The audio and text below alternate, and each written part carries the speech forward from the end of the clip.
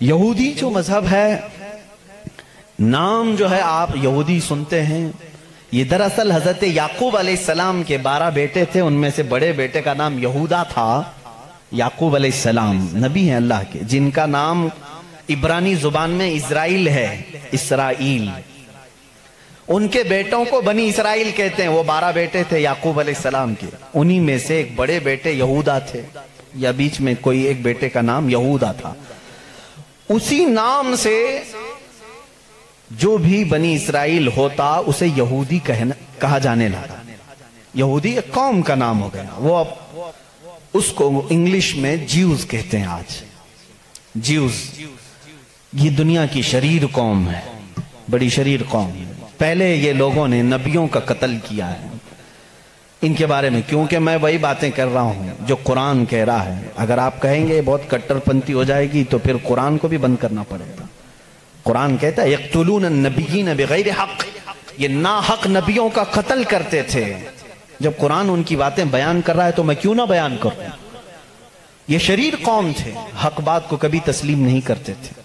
بہرحال زکریا علیہ السلام کے قاتل یہ ہیں، یحییٰ علیہ السلام کے قاتل یہ ہیں، اور عیسیٰ علیہ السلام کو سولی پر چڑھانے کے سارے بندوبست انہی نے کیا۔ یہ بات مجھ سے نہیں، عیسائیوں سے جا کے پوچھ لو، ان سے پوچھنا جیزس کو کون سولی پر چڑھایا تھا، جبکہ ہمارا عقیدہ ہے کہ عیسیٰ علیہ السلام کو سولی نہیں دی گئی۔ ہمارا عقیدہ قرآن سے ثابت ہے، اس پر میں بعد میں گفتگو کرتا ہوں۔ لیکن یہ یہودی قوم بڑی پرانی ہے، یعقوب علیہ السلام سے چل رہی ہے، ٹھیک ہے، کافی پرانی۔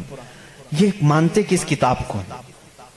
کسی بھی دین کو، کسی بھی مذہب سے ہم کو اگر بات کرنا ہے تو اس کی جو مقدس کتاب ہے اسی سے بات کرنا۔ میں بھی انہی سے بات کروں گا، ہوائی فائرنگ نہیں۔ جو مقدس کتاب تمہارے نزدیک ہے اسی کی باتیں اگر میں رکھتا ہوں۔ یہاں محفل میں اتنا وقت نہیں ہوتا، تھوڑی تھوڑی جھلکیاں میں دے کر کے جاؤں گا تاکہ جو ریسرچ اسکالر ہیں وہ اس کو آگے بڑھائیں اور پھر اپنی تحقیق سے لوگوں کے سامنے یہ باتوں کو لائیں۔ یہودی قوم جس کتاب کو مقدس مانتی ہے وہ تورات ہے، جو موسیٰ علیہ السلام پر نازل ہوئی، اور زبور ہے جو حضرت داؤد علیہ السلام پر نازل ہوئی۔ ان کتابوں کے مجموعے کو آج انگلش میں اولڈ ٹیسٹمنٹ کہا جاتا ہے۔ یہ کتابیں مارکیٹ میں دستیاب ہیں، ان کو کیا کہتے ہیں؟ Old testament. تقریباً اس کتاب میں جو الگ الگ چھوٹی چھوٹی کتابوں کو ملایا گیا ہے 73 کتابوں کا مجموعہ ہے اولڈ ٹیسٹمنٹ۔ جیسے قرآن میں 30 پارے ہیں نا، پہلا پارہ، دوسرا پارہ، تیسرا پارہ، اس طرح سے اس میں پارے سمجھ لیں یا الگ الگ ٹاپکس۔ یہ کتنے ہیں؟ 73 ہیں۔ اس میں بھی ان کا بڑا اختلاف ہے، میں سارے اختلافات نہیں بتا سکتا آج، لیکن قرآن میں سب کا اتفاق ہے، چاہے وہ شیعہ ہو، دیوبندی ہو، وہابی ہو، اہل حدیث ہو، کوئی بھی ہو۔ جو عقیدہ ہم رکھتے ہیں اہل سنت و جماعت کہ قرآن کے 30 پارے ہیں، سب کا اس بات پر اتفاق ہے۔ لیکن اولڈ ٹیسٹمنٹ پر سب کا اتفاق نہیں، ان میں سے کچھ مذہب 73 مانتے ہیں، کچھ 66 مانتے ہیں، 66 مانتے ہیں، کچھ لوگ 27 مانتے ہیں۔ بہرحال اولڈ ٹیسٹمنٹ میں ایک باب ہے جس کو استثناء کہتے ہیں، ایک پارے کا نام ہے، ایک کتاب کا، ایک جز کا، جس کو ڈیوٹرونومی انگلش میں کہتے ہیں۔ اس میں ایک آیت آئی ہے۔ آیت ظاہر سی بات ہے اللہ کی ہے، آیت اللہ کی ہے اور موسیٰ علیہ السلام پر نازل ہو رہی ہے۔ اللہ تعالیٰ فرما رہا ہے اے موسیٰ، میں تمہارے بعد تمہارے بھائیوں میں، بھائیوں سے مراد نبیوں میں، ایک ایسا نبی بھیجوں گا جو تمہاری ہی طرح سے ہوگا، تمہاری ہی طرح سے ہوگا، لیکن میں اس کے منہ میں اپنی زبان رکھ دوں گا۔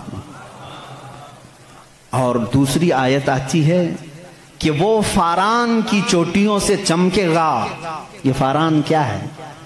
یہ فاران کی چوٹیاں کہتے ہیں مکہ مکرمہ میں جو اب پہاڑ ہے، جبل کعبہ جو خانہ کعبہ کے قریب، انہوں نے اس کو سب ختم کر دیا، آج وہاں پر بادشاہوں کے محلات بنے ہوئے ہیں۔ وہاں فاران کی چوٹیاں کہا جاتا تھا کہ وہ مکہ کا ایک پہاڑ ہے، اور مقدس کتاب اولڈ ٹیسٹمنٹ میں کہا جا رہا ہے کہ وہ چمکے گا کہاں سے؟ فاران کی چوٹیوں سے۔ اب میں اس کی طرف آتا ہوں۔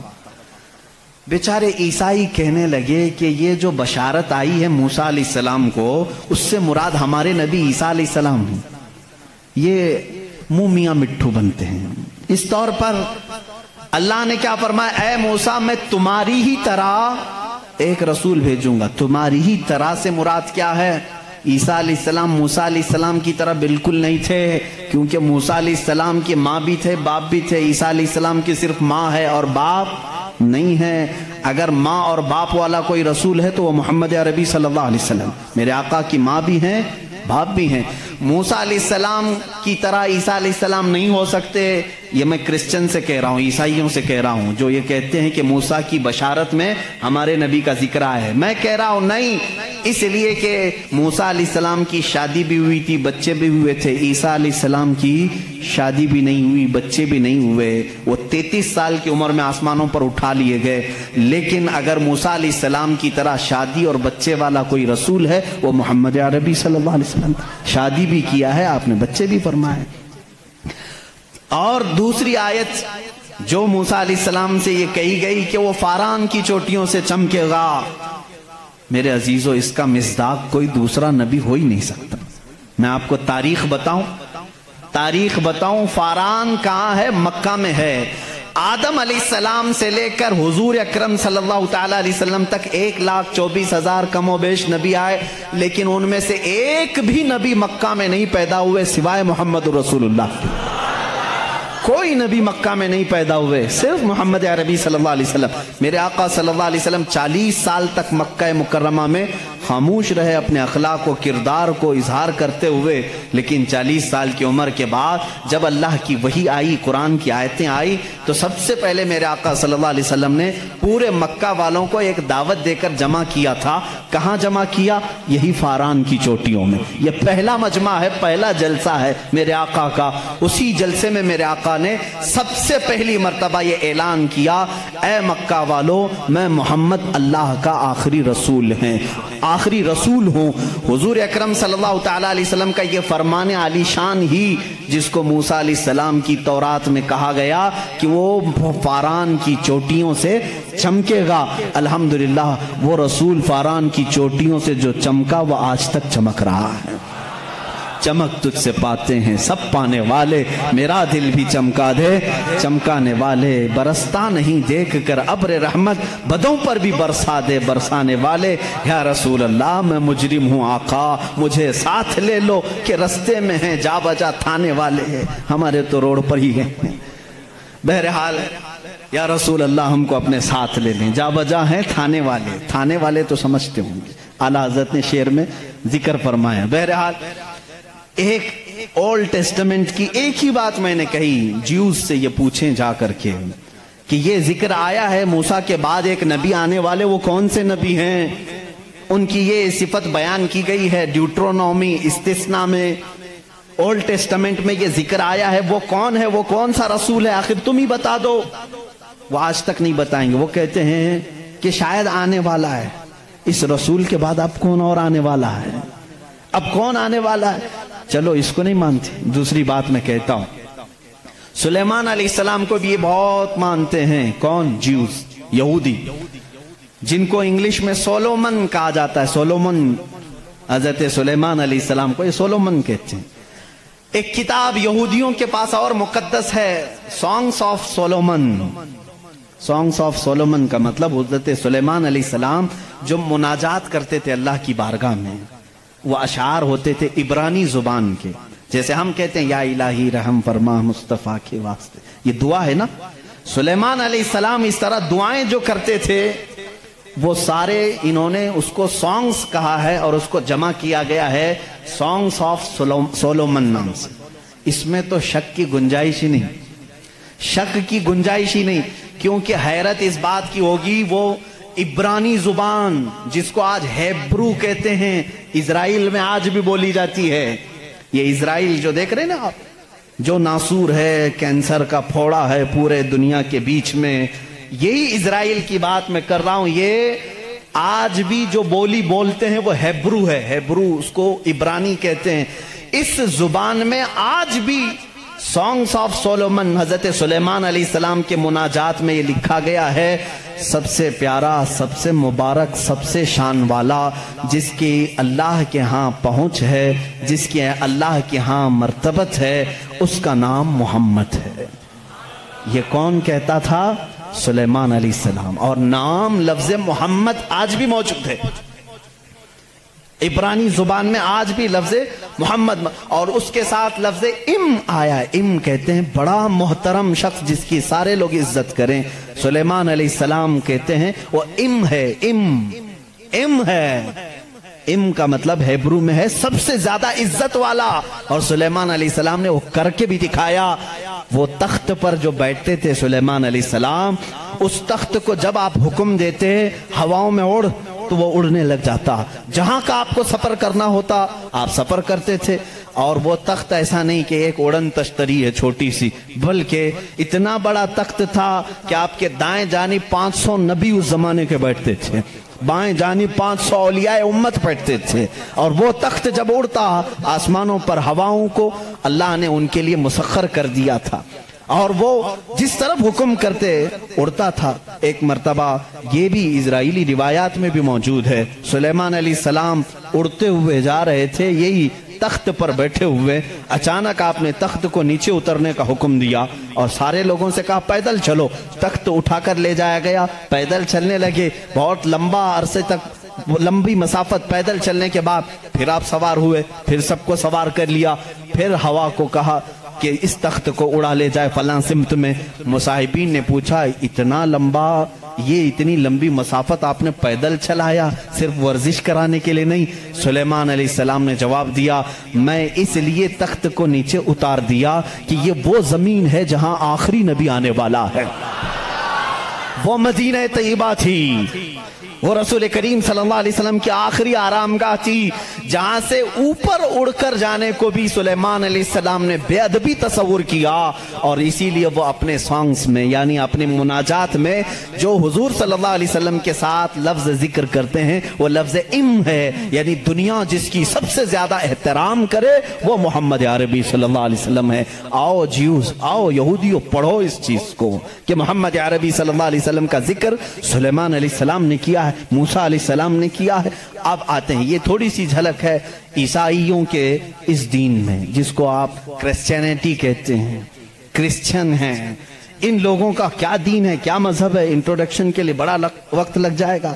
عیسیٰ علیہ السلام کے یہ پیروکار ہیں، عیسیٰ علیہ السلام کو یہ جیزس کہتے ہیں، اور اس کو یسوع مسیح بھی کہا جاتا ہے اردو میں، جیزس۔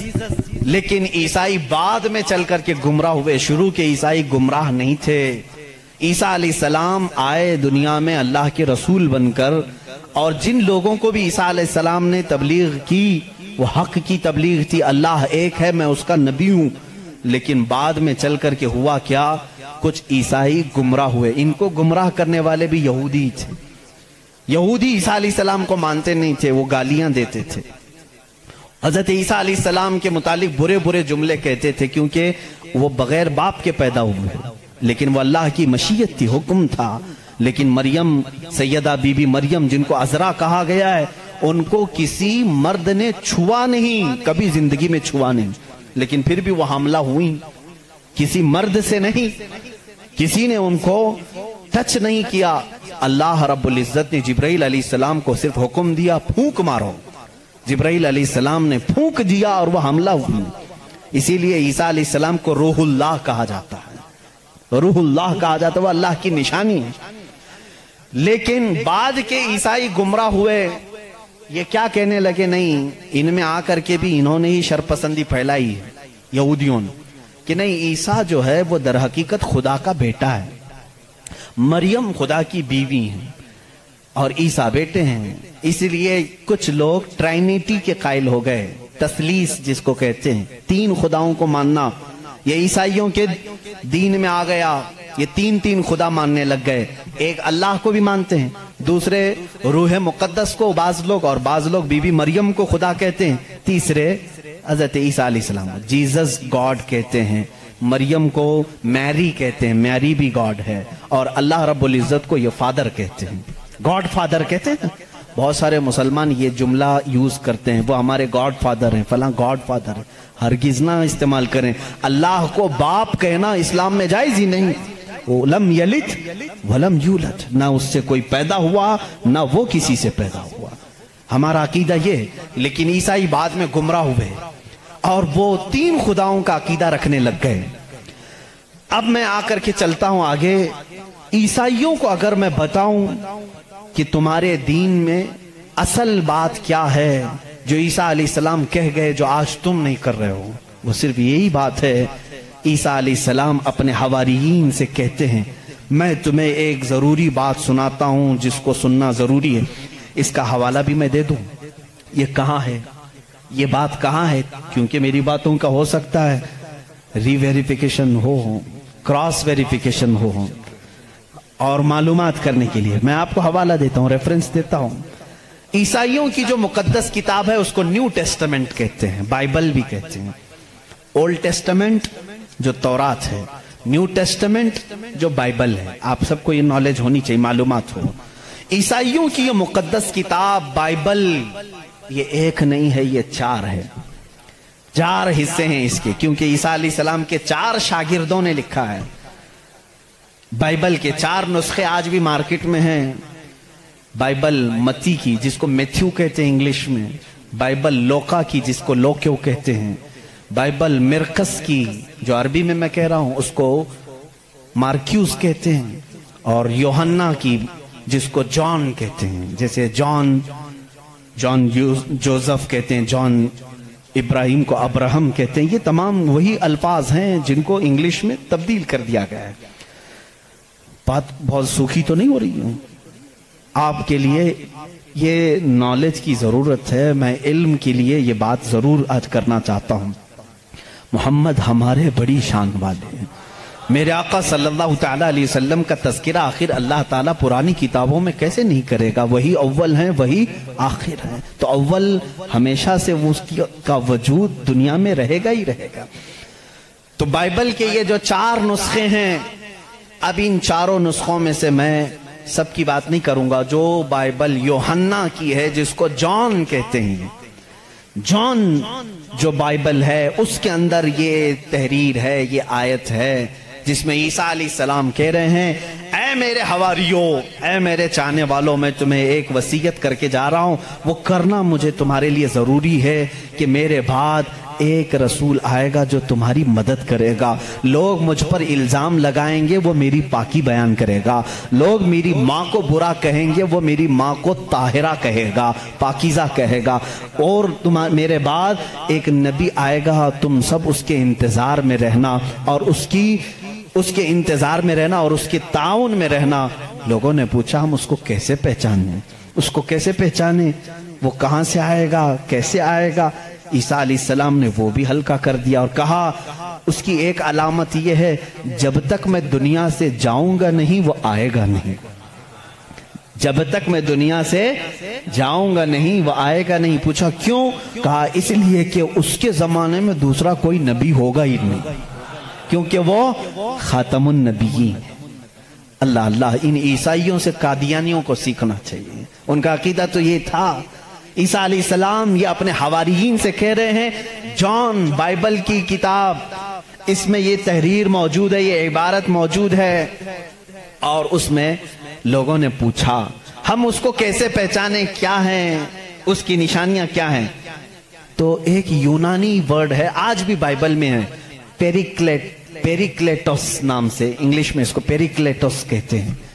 یہ لفظ آج بھی کتابوں میں موجود ہے، آج بھی ہے، اور ان ظالموں نے اس کا ترجمہ الگ الگ کیا۔ عیسیٰ علیہ السلام نے کہا تھا کہ وہ پیریکلیٹوس ہوگا، تم اس کو پہچانو گے، تو اس کا ترجمہ یہ لوگ کرتے ہیں وہ ایسا ہوگا ویسا ہوگا، بلکہ حقیقت میں یہ یونانی ورڈ کا ترجمہ ہوتا ہے نہایت ہی رحم دل، بلکہ ہر انسان کے لیے وہ رحمت ہوگا، ہر انسان کے لیے رحمت ہوگا، بلکہ اس کے ترجمے میں پیریکلیٹس کے ترجمے میں کہا گیا ہے جو جانوروں سے بھی اچھا سلوک کرے، جو کائنات کی ہر چیز سے اچھا سلوک کرے، اسے پیریکلیٹس کہا جاتا ہے۔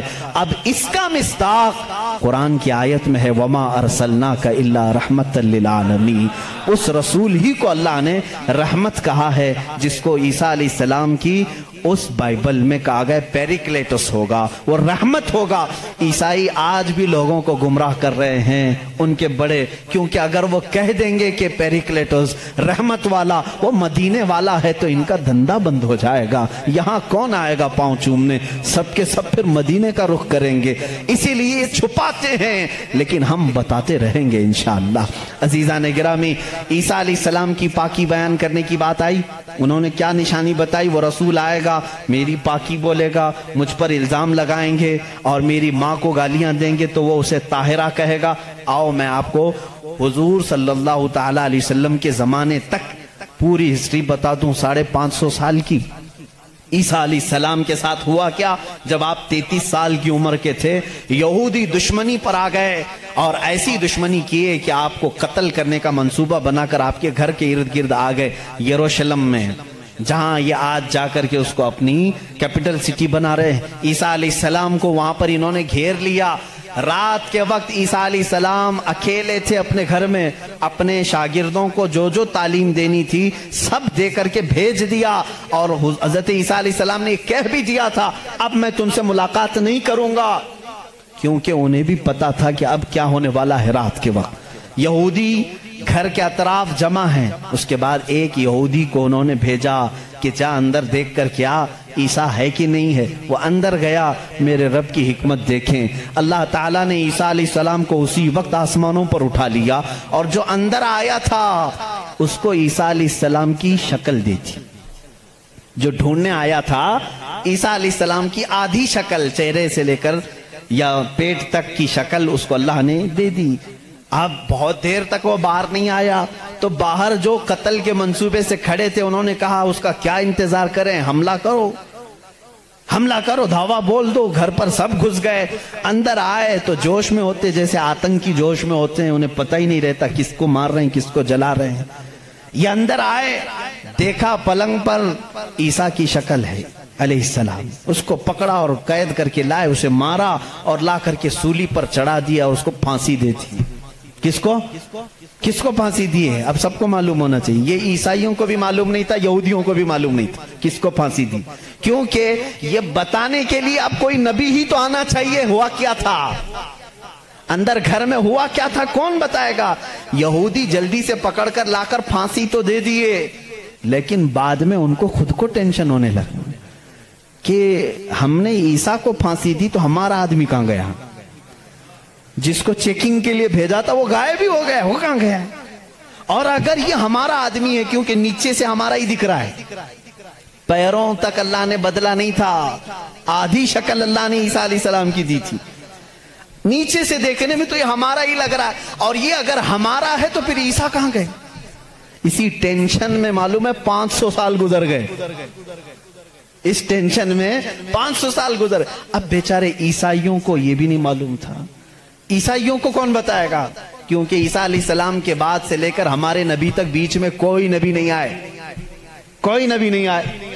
عیسیٰ علیہ السلام کو آسمانوں پر جب اٹھا لیا گیا تب سے تاریخ شروع ہوئی، جو آج ہم تاریخ میں بیٹھے ہوئے ہیں 2021 میں، یہ 2021 سے پہلے کا واقعہ ہے۔ اب تاریخ وہاں سے شروع ہوئی، ٹھیک 570 سال گزر چکے تھے، عیسیٰ علیہ السلام کو آسمانوں پر اٹھا لیا گیا، جھگڑے چلتے رہے عیسائیوں کے اور یہودیوں کے، یہ ان کو قتل کرتے تھے وہ ان کو قتل کرتے تھے، کئی بار بیت المقدس کو لوٹا گیا، کبھی عیسائی وہاں پر قابض ہوتے تھے کبھی یہودی قابض ہوتے تھے، کیونکہ عیسائیوں کے لیے بھی مقدس تھا یہودیوں کے لیے بھی مقدس تھا، لڑائیاں چلتی رہتی تھی۔ وہ عیسیٰ علیہ السلام کو گالیاں دیتے تھے اور ان کو کہتے تھے کہ وہ فلاں سے پیدا ہوا فلاں سے پیدا ہوا، بی بی مریم کو زنا کی تہمت لگاتے تھے۔ عیسائی صفائی دیتے رہتے تھے، نہیں وہ اللہ کی طرف سے آئے تھے، بعد میں پھر ان کا بھی بگڑ گیا عقیدہ، نہیں اگر یہ بار بار کہہ رہے ہیں کہ عیسیٰ کے باپ نہیں تھے، کیسے ہو گئے، تو عیسائی بولنا شروع کر دیا ان کا باپ تو اللہ ہی تھا، خدا ہی تھا۔ تو یہ ان سے بچنے کے لیے اسی ٹینشن میں 550 سال چلے گئے۔ پھر میرے آقا صلی اللہ تعالیٰ علیہ وسلم تشریف لائے۔ جب مدینہ طیبہ میں آئے تو ان لوگوں کے جھگڑے دیکھے۔ مدینہ میں عیسائی بھی تھے، یہودی بھی تھے، اور حیرت کی بات میں آپ کو بتاؤں، مدینہ میں عیسائی بھی تھے، یہودی بھی تھے۔ کیوں تھے یہ لوگ پہلے سے یہاں پر؟ بڑا طویل واقعہ ہے یہ۔ گاؤں بھی نہیں تھا، شہر بھی نہیں تھا، کچھ بھی نہیں تھا، مدینہ کچھ بھی نہیں تھا۔ ایک بار یمن کا بادشاہ وہ حج کے لیے آیا تھا، خانہ کعبہ کا طواف کرنے کے لیے، اس کے ساتھ 700 علماء تھے۔ کتنے؟ 700 علماء تھے۔ وہ جب واپس جا رہا تھا تو وہ علماء جو تورات بھی جانتے تھے، انجیل بھی جانتے تھے، انہوں نے ساری علامتیں میرے نبی کے آنے کی پڑھ لی تھیں۔ انہوں نے زمین کو دیکھا اور پہچان لیا، کہا وہ آخری رسول جو آئیں گے وہ اسی زمین پر آئیں گے، کیونکہ ہماری کتابوں میں لکھا گیا ہے عرب کے صحرا میں ایک چٹیل میں ایک زمین ایسی ہوگی جو پہاڑوں سے گھری ہوگی اور درخت کھجوروں کے کثرت سے ہوں گے، وہاں ہریالی ہوگی، اس کے بیچ میں وہ رسول آخری زمانے میں آئے گا۔ ان لوگوں نے پہچان لیا یہی زمین ہے۔ تو وہ عیسائی اور یہودی جو علماء تھے، وہ 700 علماء بادشاہ کے ساتھ جانے سے منع کر دیا۔ انہوں نے کہا ہم یہیں رہیں گے اور اس نبی کا انتظار کریں گے، وہ جب آئیں گے ہم ان کے انتظار میں رہیں گے۔ تو مدینہ بسایا گیا تھا کس کے لیے؟ میرے نبی کے انتظار میں۔ اس سے پہلے وہاں آبادی نہیں تھی، کوئی آبادی نہیں، اور بسایا ہی نہیں، یہودیوں نے، یہودی ہی انتظار میں آ کر کے مدینے میں رہے۔ اور اتنا ہی نہیں، وہ بادشاہ نے ان کے لیے سب کے لیے گھر بنائے، ایک آبادی بنی، اور اپنا ایک لیٹر بھی دے کر کے گیا کہ اگر وہ نبی آ جائیں تو میرا یہ خط ان کو دے دینا کہ میں بھی ان پر ایمان لاتا ہوں۔ اس واقعے کو کئی سو سال گزر گئے لیکن وہ خط محفوظ تھا۔ جب رسول کریم صلی اللہ علیہ وسلم مدینہ ہجرت کر کے آئے تو آپ سب کو معلوم ہے، میں طوالت میں نہیں جاتا، تفصیل میں نہیں جاتا، حضور پاک صلی اللہ علیہ وسلم کو ہر کوئی اپنے گھر بلا رہا تھا۔ حضور نے کیا فرمایا؟ میری اونٹنی پر چھوڑ دو، یہ جہاں بیٹھے گی وہاں میں قیام کروں گا۔ اونٹنی کہاں بیٹھی؟ حضرت ابو ایوب انصاری کے گھر پر۔ اسی صحابی کے گھر کیوں بیٹھی؟ حضور صلی اللہ تعالیٰ علیہ وسلم اس گھر میں مہمان ہوئے حضرت ابو ایوب انصاری کے۔ روایت یہ ملتی ہے کہ دوسرے ہی دن ابو ایوب کے پاس، انصاری رضی اللہ تعالیٰ عنہ کے پاس، وہ لیٹر موجود تھا جو بادشاہ نے دیا تھا، وہ خط موجود تھا جو کئی سو سال پہلے بادشاہ دے کر گیا تھا۔ وہ ان کی اولادوں میں چلتا آ رہا تھا، اور وہ حضرت ایوب علیہ السلام، ابو ایوب انصاری رضی اللہ تعالیٰ عنہ کے تک پہنچا، اور وہ حضور صلی اللہ تعالیٰ علیہ وسلم کی خدمت میں پہنچا۔ میرے عزیزو، ان عیسائیوں نے اور یہودیوں نے مدینہ بھی بسایا میرے نبی کے انتظار میں، لیکن جب وہ رسول حقیقت میں آ گئے تو انہوں نے کیا کیا؟ ایمان لانے سے انکار کر دیا، نہیں مانے، کیونکہ اس وقت دھندا زوروں پر تھا۔ لوگوں کو جو بیوقوف بنانے کا دھندا ہے وہ بابا گیری میں بہت زیادہ تھے، عیسائی بھی اور یہودی بھی۔ لوگوں کو پاگل بنانا، ان سے پیسے ایٹھنا، یہ کاموں میں مصروف تھے۔ اگر وہ نبی کی طرف لوگوں کو کہہ دیں یہی آخری رسول ہے، یہاں کیسے چلے گا پھر کام؟ اس لیے وہ انکار کر گئے۔ اب میں آپ کو بتاتا ہوں، عیسیٰ علیہ السلام نے جو کہا تھا حواریین سے، وہ رسول آئے گا، میری پاکی بولے گا، اور بی بی مریم کو طاہرہ کہے گا جب لوگ ان پر الزامات لگا رہے ہوں گے۔ میرے آقا صلی اللہ تعالیٰ علیہ وسلم جب مدینے تشریف لائے تو دیکھا یہودی اور عیسائی آپس میں لڑتے ہیں، یہ ان کو تانا مارتے ہیں، وہ ان کو تانا مارتے ہیں، کسی کو حقیقت کا علم ہی نہیں تھا۔ آخر ان کو سولی دی گئی یا قتل کیا گیا، کیا ہوا کسی کو نہیں معلوم تھا۔ پہلی مرتبہ میرے آقا صلی اللہ علیہ وسلم پر قرآن کی آیت آئی، اللہ رب العزت نے فرمایا بل رفعہ اللہ الیہ۔ یہ لوگ آپس میں جھگڑتے ہیں، ان کو یہودی کہتے ہیں ہم نے سولی پر چڑھا دیا، پھانسی دے دی، عیسائی کہتے ہیں نہیں وہ غائب ہو گئے ہیں، آئیں گے، اے نبی آپ فرما دیں نہ عیسائی صحیح کہہ رہے ہیں نہ یہودی صحیح کہہ رہے ہیں، بلکہ اللہ نے عیسیٰ کو آسمانوں پر اٹھایا ہے۔ میرے آقا صلی اللہ علیہ وسلم نے سب سے پہلی مرتبہ یہ بیان کیا، اور پھر یہودیوں سے کہا اے یہودیوں تم ہرگز بی بی مریم کی طرف انگلی نہ اٹھانا، اس لیے کہ وہ بتول ہیں، وہ عذرا ہیں، انہیں کسی بشر نے چھوا تک نہیں۔ عیسیٰ علیہ السلام جو پیدا ہوئے وہ اللہ کی نشانی ہے۔ اب مجھے بتاؤ، عیسائیوں کے اوپر 500 سال سے یہ غلاظت ڈال رہے تھے، کون؟ یہودی 500 سال سے گالیاں دے رہے تھے. ان عیسائیوں کو احسان ماننا چاہیے میرے رسول پاک کا. میرے رسول کریم صلی اللہ تعالیٰ علیہ وسلم نے سیدنا عیسیٰ علیہ السلام کی طہارت بیان کی کہ وہ اللہ کے بیٹے نہیں ہیں، وہ پاکیزہ ہیں، وہ اللہ کی مخلوق ہیں. اور دوسری طہارت بیان کی سیدہ بی بی مریم کی کہ وہ پاکیزہ ہے، طاہرہ ہے، بطول ہے، عذرا ہے. اب عیسائیوں کو یہ تسلیم کرنا چاہیے کہ ہم کو یہودیوں کے ان الزامات سے اگر کسی نے بچایا ہے تو وہ محمد رسول اللہ ہے. عیسائیوں کی کتاب میں یہ ساری چیزیں موجود ہیں میرے عزیزوں. اب یہاں پر بات بہت زیادہ ہے، میں آپ کو مختصر لے کر کے جا رہا ہوں. دنیا کے جو بڑے مذاہب ہیں، جو بڑے ریلیجین ہیں، ان میں سے یہودی بھی ہیں، عیسائی بھی ہیں. تیسرے نمبر پر اگر میں بدھ مت کا ذکر کروں، بدھا جس کو گوتم بدھ کہتے ہیں، اس دین کا بانی، اس دین کا فاؤنڈر، اس دین کا موجد گوتم بدھ. اس کی تعلیمات، اس کی کتابیں آج بھی موجود ہیں.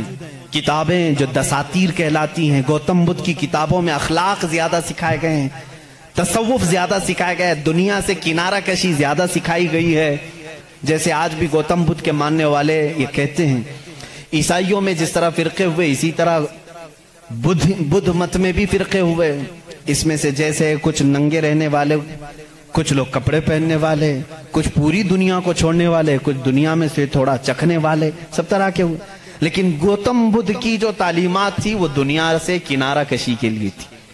گوتم بدھ دنیا کا ایک بڑا اس زمانے میں پیروکار جس کے رہے ہوں ایسا شخص تھا. اب اس کی ایک کتاب جو اس کے ایک شاگرد نے لکھی ہے، اس کی تعلیمات کو جمع کیا ہے، جس کو کہتے ہیں چکاوتی سننا، یہ کتاب ہے. اس کتاب میں گوتم بدھ تعلیم دے رہا ہے. کہتا ہے کہ اے میرے چاہنے والوں، اے میرے مریدوں، اے میرے شاگردوں، سنو میں تمہیں ایک بڑی بات بتاتا ہوں. کہا میں ایک ہی بدھا نہیں ہوں، دنیا میں ایک بہت بڑا بدھا آئے گا. بدھا کہتے ہیں پاکیزہ اور مقدس آدمی کو.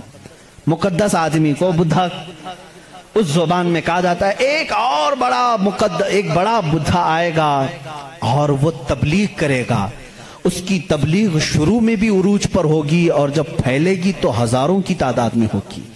اس نے کہا جس طرح میرے شاگرد سینکڑوں میں ہیں، اس کے شاگرد لاکھوں میں ہوں گے. بدھا نے کہا گوتم بدھ عیسیٰ علیہ السلام سے بھی 700 سال پہلے کا ہے. 700 سال پہلے عیسیٰ علیہ السلام سے. میں تو عیسیٰ علیہ السلام کا ذکر کر چکا بھی.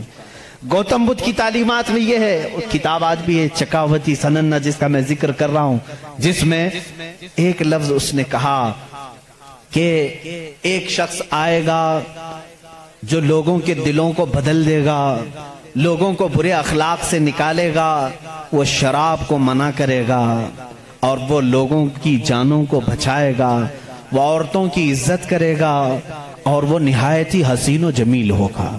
یہ سب الفاظ موجود ہیں. اس کے شاگردوں نے پوچھا اب وہ آئے گا تو ہم اس کو کیسے پہچانیں؟ اس نے بھی ایک لفظ کہا. اس نے کہا وہ مائتریہ ہوگا. یہ وہی الفاظ میں بیان کر رہا ہوں، تھوڑے خشک ہیں، اس کو سمجھ لیں آپ، اس لیے کہ میری تقریر وہ لوگ بھی سنیں گے تو وہ چیک کریں گے. مائتریہ ہوگا. گوتم بدھ کہتا ہے وہ آئے گا، وہ اس کو مائتریہ کہیں گے. مائتریہ کہیں گے. مائتریہ کا اب لفظ کا ترجمہ نکالنا پڑے گا کہ کیا ہے یہ، حقیقت میں اس کا معنی کیا ہے. مائتریہ کا جب عربی میں ٹرانسلیٹ کیا گیا تو اس کو کہا گیا رحمت للعالمین. اس نے کہا اس کو کہا جائے گا مائتریہ. مائتری کا مطلب ہوا سارے جہانوں کے لیے جو رحمت ہوگا. مجھے بتاؤ میرے عزیزوں، سارے جہانوں کے لیے رحمت میرے نبی کے علاوہ کون بن کر آیا؟ قرآن کہتا وما ارسلناک الا رحمت للعالمین. اے محبوب ہم نے آپ کو سارے جہانوں کے لیے رحمت بنا کر کے بھیجا ہے. گوتم بدھ نے پھر جو نشانیاں بتائی ہیں وہ حیرت کی ہیں، حیرت کی ہیں. اس کا ایک خادم تھا انندا نام سے. اس خادم کو لے کر کے وہ ہمیشہ چلتا تھا اور اس کی وہ بڑی حفاظت کرتا تھا انندا. اور سری لنکا کی زمین پر یا کسی اور علاقے میں اس نے आनंदा ने पूछा कि तुम जिस मैत्रिया का जिक्र करते हो कि एक बड़ा बुद्धा आएगा, उसकी कुछ निशानियां भी तो बताओ। तो उसने कहा, गौतम बुद्ध ने, कि मुझे जहां तक मालूम होता है, जिस तरह तू मेरा आनंदा है, इसी तरह वो मैत्रिया का भी एक खादिम होगा जो उसे कंधों पर बिठा करके एक गार तक ले जाएगा। और दूसरे कुछ अल्फाज में उसकी तशरीह बाज लोगों ने कहा वो हजरत अनस रज़ियल्लाहु ताला अन्हु जो हुजूर सल्लल्लाहु अलैहि वसल्लम के खादिम थे, हमेशा हुजूर के साथ रहते थे, हर जंग में हुजूर के साथ थे, डिफेंस के लिए रहते थे हजरत अनस रज़ियल्लाहु ताला अन्हु। बहरहाल उसने फिर पूछा आनंदा ने गौतम बुद्ध से कि बुद्धा उसकी और कुछ निशानियां बताओ कि जब वो आएगा तो कैसा होगा। तो उसने कहा कि वो पैदा होगा तो सुबह हो रही होगी, वो पैदा हो रहा होगा, सुबह हो रही होगी, जिस सुहानी घड़ी चमका तैबा का चांद। मेरा नबी किस वक्त दुनिया में आया है? सुबह सादिक के वक्त है, जब सुबह सूरज अभी तुलू नहीं होता, जो नमाज फज्र का वक्त हो रहा होता है, उसी सुबह सादिक में मेरे आका की जलवागरी हुई है। ये उनकी किताबों से। मैं पहले अब यहां पर एक बात इसको वाजे कर दूं, स्पष्ट कर दूं इस चीज को उनकी जुबान में, कि हमें हमारी नबी को पहचानने के लिए किसी दूसरे दीन की जरूरत नहीं। मैं अपने नबी को रहमतुल लिल आलमीन तस्लीम करता हूं, मेरा कुरान कह रहा है बस मुझे काफी है। मैं तो तुमसे कह रहा हूं, उन लोगों से जिसको तुम मुकद्दस मानते हो, चलो हम उन्हीं को उठाकर तुम्हें बताएं। जाहिर सी बात है, अल फज़्लु लिमा शहीद बिहिल आदा, अरबी में कहा जाता है फजीलत तो उसकी है जिसकी दुश्मन भी गवाही देते हो। अब बुद्धा ये कहता है, गौतम बुद्ध ये कहता है कि वो बुद्धा आएगा तो वक्त सुबह का हो रहा होगा। फिर कहा उसने कि उसकी एक और अलामत मैं तुम्हें बताऊं कि उसको बहुत बड़ी बसीरत मिलेगी, बहुत बड़ी बसीरत, नॉलेज उसके पास बहुत बड़ा आएगा, इतना बड़ा आएगा कि वो उस नॉलेज से पूरी दुनिया को देखेगा। इतना नॉलेज उसके पास, मैं इसको बसीरत को नॉलेज कह रहा हूं, इतनी फहम, इतनी इदराक उसको मिलेगी। ये गौतम बुद्ध कह रहा है अपने खादिम से, आनंदा से, कि इतनी नॉलेज उसको मिलेगी कि उससे वो पूरी दुनिया को देखेगा और उसी से वो पूरी दुनिया के निजाम को चलाने की बात करेगा। लेकिन उसकी अलामत एक ये होगी कि वो जो नॉलेज, वो जो बसीरत उसको मिलेगी उस बुद्धा को, वो रात के वक्त मिलेगी। वो कब मिलेगी? रात के वक्त मिलेगी। मैं ये कहता हूं जिस बसीरत का वो जिक्र कर रहा था मेरे मुस्तफा के लिए, वो कुरान पाक है और वो नाजिल हुआ है। कुरान खुद कहता है इन्ना अंज़लनाहु फी लैलतिल क़द्र, हमने कुरान को नाजिल किया है। कब नाजिल किया है? लैलतुल क़द्र में, रात के वक्त नाजिल किया है। गौतम बुद्ध कह रहा है उसे एक बसीरत मिलेगी, बहुत बड़ी नॉलेज मिलेगी और वो रात के वक्त मिलेगी और वो रात बहुत चमकदार होगी। वही तो हमारा कुरान कह रहा है लैलतुल क़द्रि खैरुम मिन अल्फि शहर। उस रात को तुम क्या जानो, वो एक रात 1000 महीनों से बेहतर है। रात के वक्त बसीरत मिली। तीसरी और एक उसने अलामत बताई। उसके खादिमों ने बहुत पूछा, उन्होंने पूछा अच्छा किया, बाकी बुद्धों के लिए पूछा, और उसने कहा कि उसकी एक और अलामत तुम देखोगे, वो मैत्रिया जो है, वो जो सबसे बड़ा बुद्धा होगा, वो जब दुनिया से जा रहा होगा तो वो भी रात का वक्त होगा। दुनिया से जा रहा होगा वो भी रात का वक्त होगा, लेकिन उसके चले जाने के बाद कोई उस जैसा बुद्धा कयामत बाकी कभी नहीं आएगा, कभी नहीं आएगा। और उस रात अंधेरा होगा। ये सब उसने, ये चकावती सनन्ना जो किताब में बता रहा हूं उसमें और कुछ दसातीर हैं, उसमें ये बातें बयान की गई। अब मैं आपको बताऊं वफात रसूल के मुतालिक।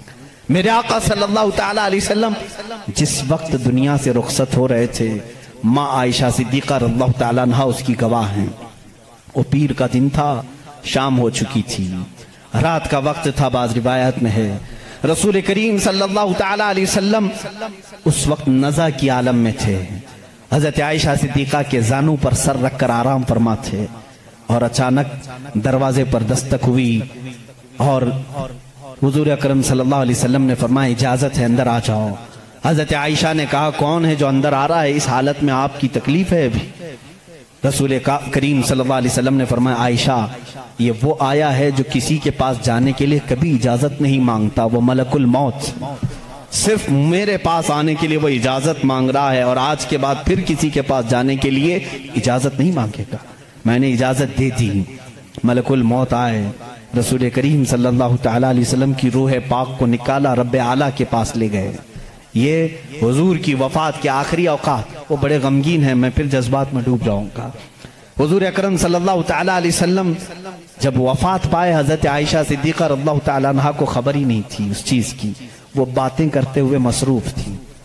حضور اکرم صلی اللہ تعالیٰ علیہ وسلم کے ساتھ باتیں کرنے میں وہ مصروف تھیں۔ اچانک صدیق اکبر رضی اللہ تعالیٰ عنہ حجرے میں داخل ہوئے، اندھیرا تھا۔ حضور اکرم صلی اللہ علیہ وسلم کے جسم اقدس کے پاس جیسی آئے، حضرت صدیق اکبر نے محسوس کر لیا کہ اللہ کے آخری رسول اب دنیا سے پردہ فرما چکے۔ آپ اپنے آنسوؤں کو ضبط نہ کر سکے، آپ نے انا للہ پڑھا اور سیدھے میرے آقا کے ماتھے کو بوسہ دیا، اور اس کے بعد روتی ہوئی آنکھوں سے صدیق اکبر نے کہا واللہ لن یجمع الموتین، اللہ کی قسم اب اللہ تعالیٰ دوسری موت کبھی آپ پر نہیں لائے گا۔ ایک موت آنی تھی وہ آ گئی، اے رسول اب دوسری موت کبھی نہیں آئے گی۔ حضرت عائشہ نے یہ سن کر کے فوراً استعجاب کا اظہار کیا۔ وہ کہتی ہیں اس وقت تک انہیں احساس نہیں ہوتا کہ یہ آقا رسول کریم صلی اللہ تعالیٰ علیہ وسلم دنیا سے پردہ کر چکے ہیں۔ حضرت عائشہ کو انہوں نے اٹھایا، میرے آقا صلی اللہ تعالیٰ علیہ وسلم کے جسم ناز کو جب انہوں نے سلایا، جانتے ہو یہ وہ رات تھی۔ حضرت عائشہ کہتی ہیں میرے حجرے میں حضور کا یہ آخری دن تھا، لیکن سوئے اتفاق کہ اس رات میرے گھر میں چراغ جلانے کے لیے تیل بھی نہیں تھا۔ چراغ جلانے کے لیے تیل بھی نہیں تھا۔ یہ روایت مشہور ہے۔ جس رات رسول کریم صلی اللہ علیہ وسلم کی وفات ہوئی وہ اندھیری رات تھی، اور اندھیرا کیوں نہ ہو جب سورج غروب ہو جائے، جب آفتاب غروب ہو جائے تو اندھیرا کیسے نہ ہو۔ لیکن میرے عزیزوں اس بات کو میں یہاں بتانا چاہتا ہوں، بدھزم میں یہ بات بتائی گئی۔ گوتم بدھ نے یہ خود کہا کہ وہ مائتریہ آئے گا تو روشن ہوگا، جب وہ جا رہا ہوگا تو نہایت ہی اندھیرا ہوگا، روشنی نہیں ہوگی، لیکن اس کا چہرہ چمک رہا ہوگا۔ عزیزان گرامی مجھے بتاؤ جتنی علامتیں اس نے بتائی ہیں یہ میرے نبی کے علاوہ کس کی ذات میں پائی جاتی ہیں؟ اور بھی دیگر مذاہب ہیں دنیا کے، وقت نکل گیا۔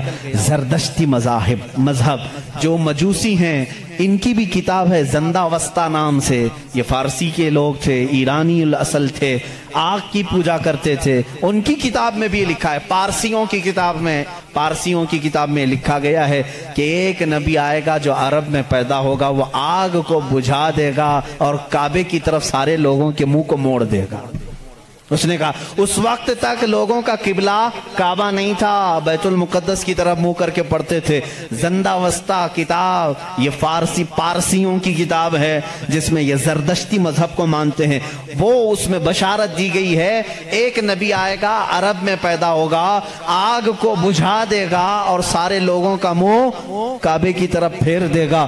مجھے بتاؤ کعبے کی طرف کسی اور نبی نے نہیں پھیرا، بلکہ مصطفیٰ کریم صلی اللہ تعالیٰ علیہ وسلم جب مدینہ طیبہ تشریف لائے اس وقت بھی لوگوں کا قبلہ بیت المقدس تھا، بیت المقدس قبلہ تھا۔ حضور صلی اللہ علیہ وسلم 17 مہینے تک بیت المقدس کی طرف منہ کر کے نماز پڑھاتے رہے۔ مدینہ طیبہ میں ایک علاقہ ہے آج بھی، وہاں جہاں آج مسجد قبلتین بنی ہوئی ہے، وہاں میرے آقا صلی اللہ علیہ وسلم ظہر کی نماز پڑھا رہے تھے، 2 رکعت ہو چکی تھی۔ بیت المقدس اس طرف ہے، خانہ کعبہ اس طرف ہے، دونوں اپوزٹ سائیڈ میں ہیں۔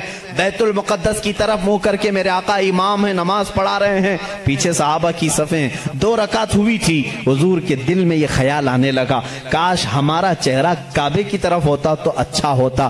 بیت المقدس بھی افضل ہے، لیکن کعبہ وہ ہے جہاں میرے آقا کی ولادت ہوئی ہے۔ میرے آقا کا آبائی وطن، حضور کعبے سے نہایت محبت کرتے تھے۔ اگر ہمارا قبلہ، ہمارے چہرے کا رخ اس طرف ہوتا تو زیادہ اچھا ہوتا۔ یہ دل میں خیال کر کے میرے آقا آسمان کی طرف یوں دیکھ رہے تھے. کب؟ نماز کی حالت میں. 2 رکعت ہو چکی ہے, دوسرے پارے کا پہلا صفحہ ہے. رب تعالیٰ نے اسی وقت جبرائیل کو آیت دے کر بھیجا, فَلَنُوَلِّيَنَّكَ قِبْلَةً تَرْضَاهَا. آیت کہتی ہے قَدْ نَرَا تَقَلُّبَ وَجْهِكَ فِي السَّمَاءِ. اے محبوب, ہم آپ کا آسمان کی طرف چہرہ اٹھانا دیکھ رہے ہیں, ہم انقریب آپ کے چہرے کو اسی طرف پھیریں گے جہاں آپ کی خوشی ہے. اتنی آیت ہی نہیں آئی, اتنی آیت نہیں آئی, اس کے فوراً بعد دوسری اسی آیت میں جبرائیل امین یہ آیت لے کر کے آئے, فَوَلِّ وَجْهَكَ شَطْرَ الْمَسْجِدِ الْحَرَامِ. اے نبی دیر کس بات کی, اثر میں نہیں, ابھی آپ اپنا چہرہ کعبے کی طرف فرمائیں. خانہ کعبہ کی طرف سارے لوگوں کا قبلہ بدل گیا. دیکھو اس رسول کی 2 رکعت بیت المقدس کی طرف ہوئی, آپ پھر گئے, صحابہ پھر پیچھے حضور کے آ گئے. بلکہ ایک روایت میں حضور صلی اللہ علیہ وسلم چل کر کے آگے آئے, آپ امام تھے اور صحابہ پھر صفیں اسی طرح سے. وہ نماز نہ ٹوٹی نہ چھوٹی نہ پھوٹی, حالانکہ اس نماز میں رد و بدل ہوا. 2 رکعت اس طرف پھر کر کے, 2 رکعت اس طرف پھر کر کے. ہم اگر پھریں گے تو نماز ٹوٹ جائے گی, وہ صحابہ کی نماز ٹوٹی نہیں, اس لیے کہ اس میں درس ہے. نماز تو اصل وہی ہے جو فرمان مصطفیٰ کے تابع ہو, رسول جس طرف رخ کرے. اور صحابہ کا یہ مذہب بھی تھا. کچھ صحابہ بیان کر رہے ہیں, بخاری شریف کی حدیث ہے, مسلم میں حدیث ہے. ایک صحابی سے پوچھا گیا, حضور اکرم صلی اللہ تعالیٰ علیہ وسلم ظہر اور عصر کی نماز میں کچھ پڑھتے تھے کہ نہیں پڑھتے تھے؟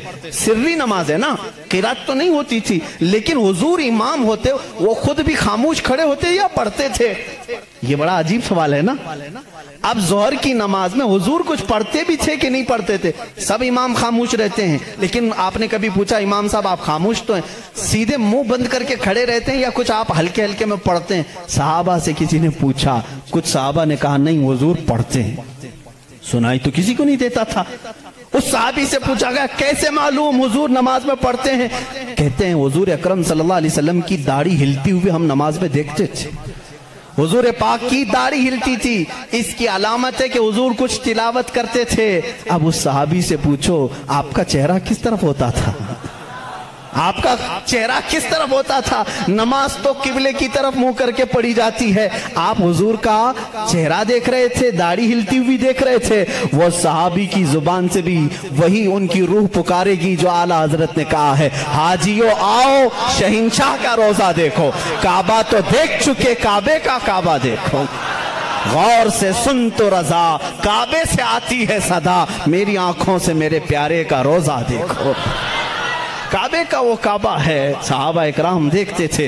تو میں یہاں پر بات یہ کر رہا تھا, زردشتی مذہب میں, پارسیوں کے مذہب میں جو کتاب ان کی مقدس ہے جس کو زندہ وسطہ کہتے ہیں, اس میں یہ بشارت انہوں نے دی ہے, ایک نبی آئے گا, ایک شخص آئے گا, عرب میں پیدا ہوگا, آگ کو بجھا دے گا اور سارے لوگوں کا منہ پھیر کر کے کہاں کرے گا؟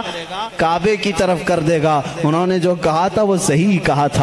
وہ رسول محتشم صلی اللہ علیہ وسلم تشریف لائے, اور جس وقت میرے آقا تشریف لائے تھے ایران میں 1000 سال سے آگ جل رہی تھی, اچانک بجھ گئی.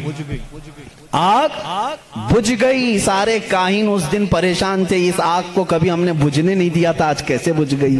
وہی دن تھا 12 ربیع الاول کا, جب کسریٰ بادشاہ کے محل میں دراڑ پڑ گئی. جس محل کے بارے میں اس کا چیلنج تھا کہ اس کو دنیا کی کوئی طاقت گرا نہیں سکتی, وہ آج بھی موجود ہے عراق کے ایک شہر مدائن میں. لوگ کہتے ہیں کسریٰ کا محل, ہم دیکھنے کے لیے بھی گئے کئی مرتبہ. اس میں بیچ میں سے ایک دیوار ایسی ٹوٹی ہے کہ اندر سے آدمی جا آ سکتا, اتنی بڑی دراڑ ہے. بادشاہ اس محل میں بیٹھتا تھا, وہ ٹوٹی کیسے, پھٹی کیسے.